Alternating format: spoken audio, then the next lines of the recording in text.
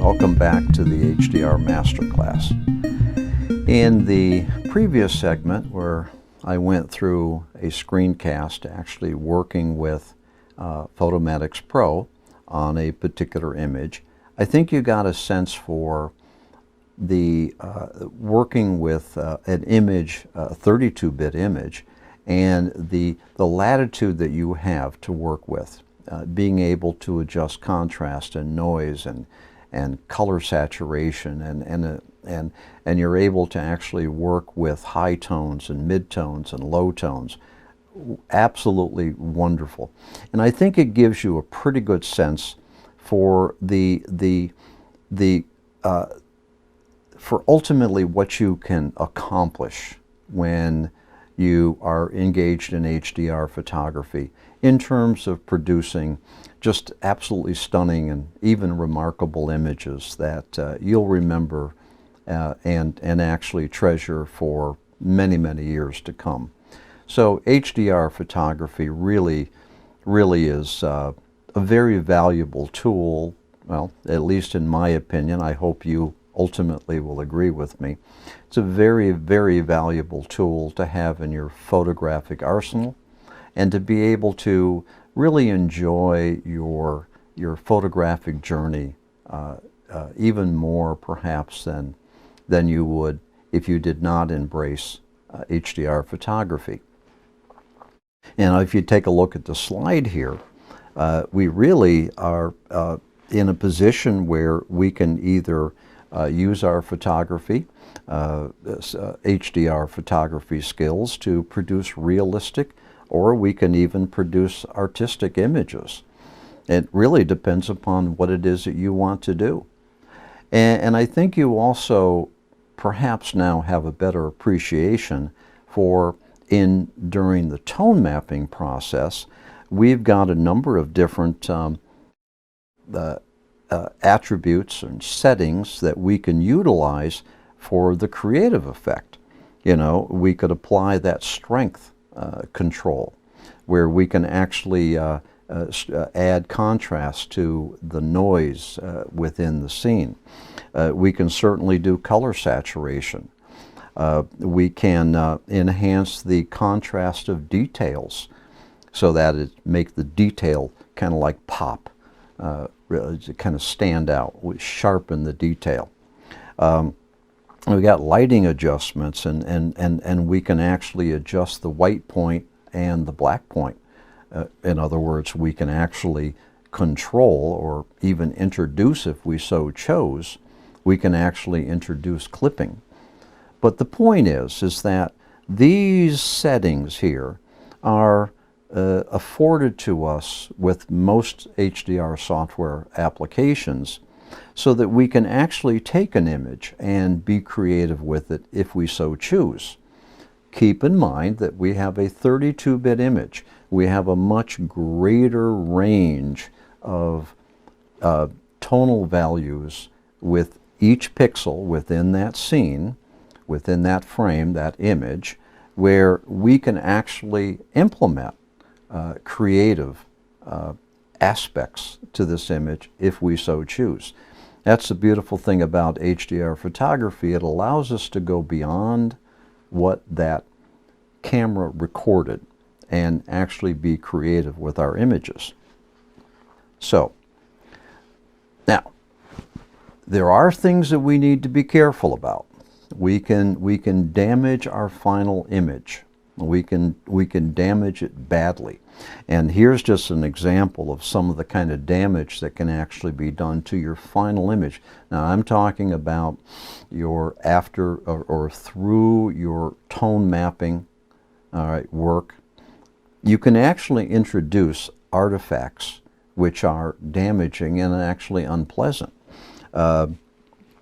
Haloing is a very common thing, and that haloing is basically where the software has put so much exaggeration on the contrast and the noise, and the shifts from one tone to the next, to the point where there is a halo is created.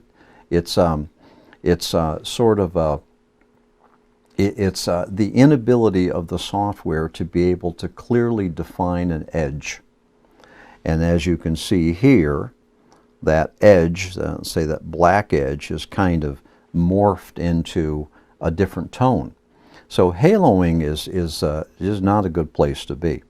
Ghosting, we talked about that, and that's where some item, some element of the scene winds up in two different places. Now you can imagine, you can see for yourself that that's damaging to your final. We can do things like oversaturate the colors and they become gaudy.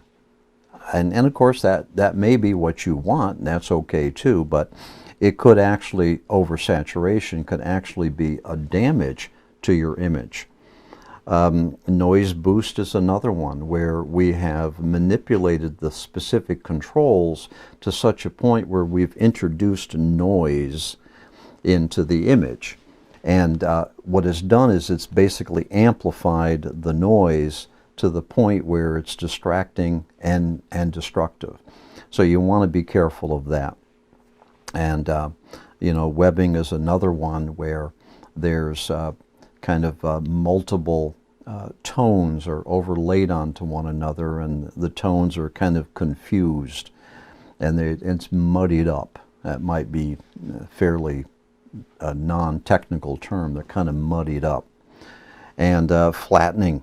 The flattening is another problem too. And this is where the luster of the tones have been depleted, where perhaps high tones have been reduced, where the high tones are actually being represented more as a low tone. All right, you know, in a contextual manner, you look at this particular scene and you say, oh, that's not right.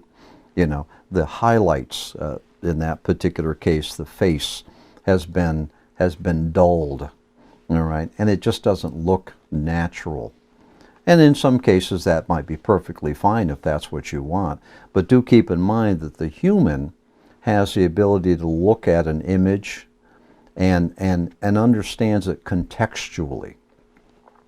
The mind is able to actually make some sense based upon a person's previous observations, their exposure, and their own a way of understanding what that scene means to them. So the point is that a lot of these things that we've talked about in this scene here, all right, which has been deliberately altered to to amplify these problems, but the human visual system and the mind picks all that up and basically says, yuck, that's not what I know, doesn't look right to me. So I guess the point is that we can actually maybe over-process our HDR 32-bit images to the point where they're not, for lack of a better term, they're not liked by the viewer. If they're liked by you, nothing wrong with that. That's your right. But if there's elements of the scene that have been in one way or another damaged by your HDR processing during the tone mapping period, you might want to keep in mind that those damaged elements, aspects of the image, those artifacts, may actually be very distracting to your other viewers. Just keep it in mind. I'll tell you, you know, halos they're a big deal in HDR processing, and basically, if you look at this rooftop here, I've really over exaggerated the halo here because I wanted to be able to point it out. So, you know, haloing is really the ultimate damage or artifact that can be done by over-processing. And this is trying to illustrate here that a very heavy hand in tone mapping during the tone mapping phase is just not going to serve you well at all. You just have to be careful. You have to just pay attention to the kinds of artifacts that can be injected into your final image. And sometimes, well, here, just take this little bugger down here, all right? And sometimes you can't even see the artifact, the damage that's been done, until perhaps it's now converted to JPEG. It's compressed, it winds up on a printout, and then, oh my goodness, look at that halo. And this is not a good place to be. You want to pay attention to these kind of artifacts during processing, because often they'll be exaggerated by the time they're actually presented on some other medium. Keep in mind that you're actually working with a 32-bit, and that is ultimately going to be mapped to an 8-bit display medium. So if you have an artifact that has been introduced into your 32-bit, it may actually be amplified when it's now tone mapped into a lower pixel dynamic range medium. So mistakes, or maybe not mistakes, but damage done to your 32-bit may actually show up to be far, far worse in your final displayed image. So just be aware of this. Halos are very easy to create in HDR processing. Understand what they are and how to avoid them, and stay away from them as much as you can, because they're really going to damage your images. So let's kind of wrap up our discussion of tone mapping by going through a couple points here.